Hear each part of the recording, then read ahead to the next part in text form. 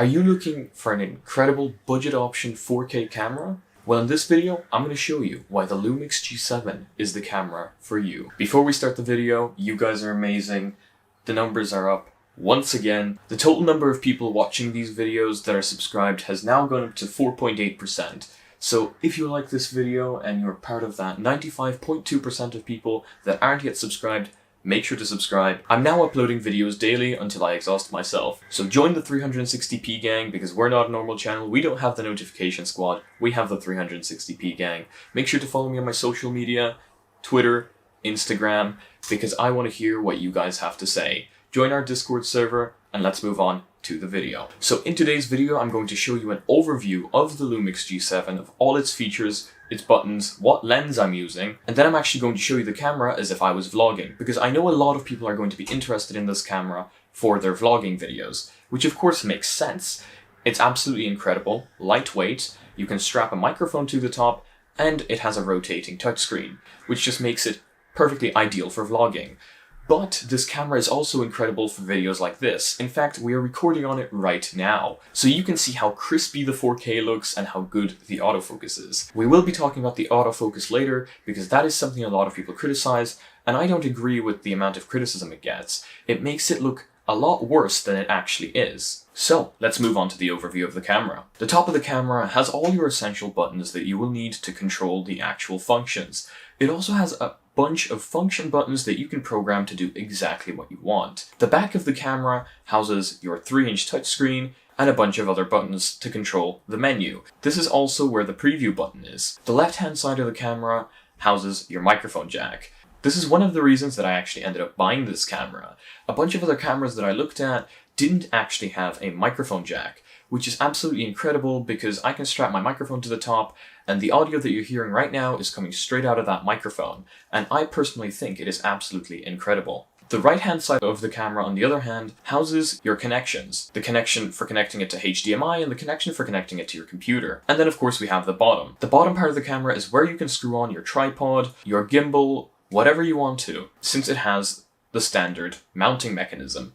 This is also where you're going to find the battery cover, the battery itself, and your micro SD card, or SD card. So now let's move on to the actual menu. In this menu, you have a bunch of different features. We're not going to go through all of those in this video because that would make it way too long since this camera has a lot of incredible features. Now, when you're vlogging, you might want to use IA mode, because IA mode focuses the autofocus onto your face. So if it recognizes a face, it'll focus on that face. And it's usually pretty good at doing that, as you will see later. If you are recording videos like this, you're going to want to switch to P mode and turn on the 49-point autofocus. This allows you to choose a point on the screen of the camera where the camera will keep focused. This is absolutely amazing because I could leave the frame like this,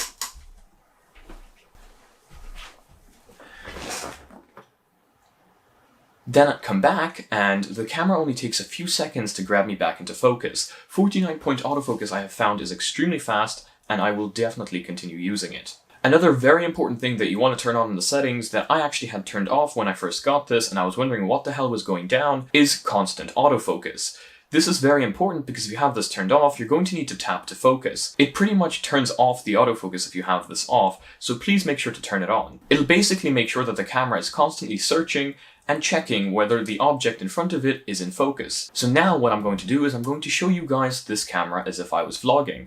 I'm going to play a clip in daytime where I'm walking with the camera in front of me like this, pointing it at myself so that you guys can see the optical image stabilization that this current lens has. In fact, most of Panasonic's lenses have this Mega OIS, and so that you guys can see the autofocus and the audio quality. Now, the audio quality is coming out of the external microphone, but I still want you to see that it is possible to strap an external microphone onto this and make this sound absolutely incredible. So, one of the very main issues people have with this camera is its autofocus. But I bought it anyway because I wanted to see that for myself. Plus, everything else was absolutely incredible about it. So, the first thing I tried when I took it out of the box was the autofocus. And I don't know if you can tell, but it is absolutely freaking amazing. Plus, this camera has Mega OIS lenses, which basically stands for Mega Optical Image Stabilization. They are absolutely amazing. Like, I'm holding this in my hand right now. No gimbal, no anything. And on the little screen there, it actually looks incredible. Of course, I'll have to see what it looks like on the computer, but right here, right now, this is looking incredibly amazing. Question I had, surprisingly, I might just be stupid, but when I was buying this camera, it said nowhere whether it supports micro SD cards or not. And I just recently actually bought a lot of micro SD cards on Amazon, class 10 micro SD cards, you know, that can do 4K. I bought them for the drone, but I had no clue on whether they would work with this camera. So in case you have the same question as me, yes, this thing does take class 10 micro SD cards. If you have a shitty adapter though, it will start showing a warning on screen saying that your SD card isn't fast enough. I did have that happen, but thankfully I had a pretty decent micro SD card adapter that does seem to work with it pretty fine. Pretty much everybody says that this camera does horrible in autofocus when it's in 4K, or that it does worse than when it's in 1080. Well, this is 4K 30, so I don't record in anything lower than 4K 30. Here it does look pretty damn good. So we're just gonna do a little walking test right now. Lovely blurry background from what I can see there. This is an absolutely beautiful day for Ireland right now, because we don't normally get these kinds of days. So you know what, let's test the autofocus a bit. So there goes the autofocus. It's beautiful, and now let's switch back to me. Now to me that looks like it's in focus. In case any of you are wondering what I'm holding this on, I'm not holding it on a gimbal or anything. I'm just holding it on a little tripod that I got with my gimbal. So I put some screws into that, made it a little stronger, and seems to work pretty well. So this is going to be a proper ass test of the OIS lens. So just in case any of you guys are wondering, this camera does have tap to focus, which is incredibly cool because I did not know this when I bought it. Well, let me just show you that tap to focus does in fact work here, and it works incredibly well. Like, you can do these really cool transitions. Check this out. So right now, it's focused on the flower, and then you can focus on the background. So as you can see, the autofocus is really not that bad. Before I bought this camera, everybody was saying that the autofocus was horrible, and this was actually one of the main factors that was stopping me from getting this camera to begin with. But I pulled the trigger, and let me just say I am extremely satisfied, because the autofocus is actually pretty damn good in the right conditions. Now, as you will see in a second, in nighttime it can be a little bit worse, but it does eventually get there. So right now I'm going to show you a clip of me vlogging at nighttime so that you can see this camera's low light performance with autofocus. So it's currently 10:37, and I think now would probably be the best time for us to try out this camera's low light. So this is the low light with the IA Plus actually, I believe, and it's currently doing autofocus on facial recognition. I don't think that's going to work very well at night, so let's switch to the P mode. So I'm not actually sure if this is going to make any difference whatsoever, but this is it in P mode. Let's take it for a walk. This is a test of the autofocus at night on a decently lit street. On the little screen there, it looks pretty damn decent, really, to be honest. But I guess I'll only see that in post. I don't know if it's in focus at all, no clue. But we're about to go into somewhere where it's pretty much pitch black, so I'm interested to see how it does here. It's pretty much pitch black. This is a test of this camera's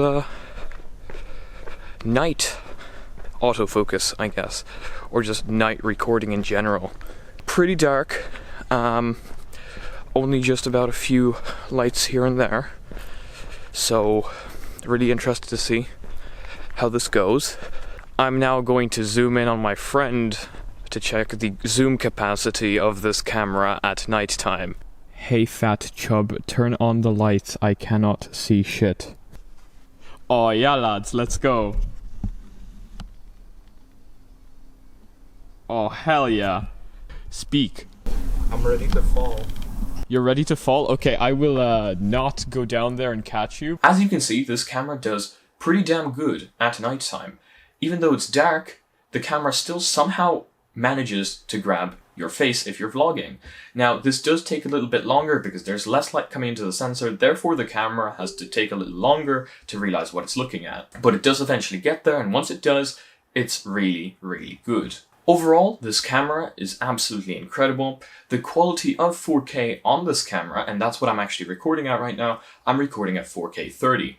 A lot of people were saying that the autofocus is very bad on 4K 30, and it's much better on 1080p, but I don't record on anything lower than 4K, and I personally think that the autofocus does really, really well in 4K. So I have nothing to complain about here. Maybe it's a little bit slow, but it does actually get there pretty fast, and that's all I needed to do. The camera itself is a really nice form factor. It has a little grip that you can grab and hold, so it's actually really comfortable in the hand.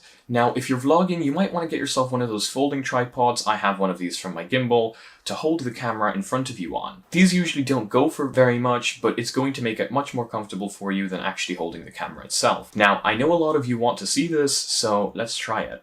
We're going to do the KC9 Stat Zoom now.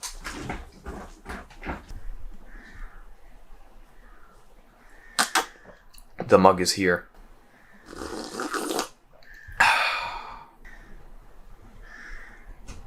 As you can see, this camera, for its price, is absolutely unbelievable, especially since I actually managed to grab this camera for a total of €350, with 3 batteries, a lens, and a cover, which is just an absolutely unbeatable price for a little camera like this that can do 4K 30. Normally, if you're buying it brand new, it would go for a little bit more, probably somewhere along the lines of €500, with the lens and 2 extra batteries. But if you can find it used, this is an absolutely unbeatable deal. I hope this video helped you guys out. I hope you managed to find what you needed here and saw that the autofocus really wasn't as bad as people were making it out to be. If you have any questions, make sure to ask them down in the comments section below.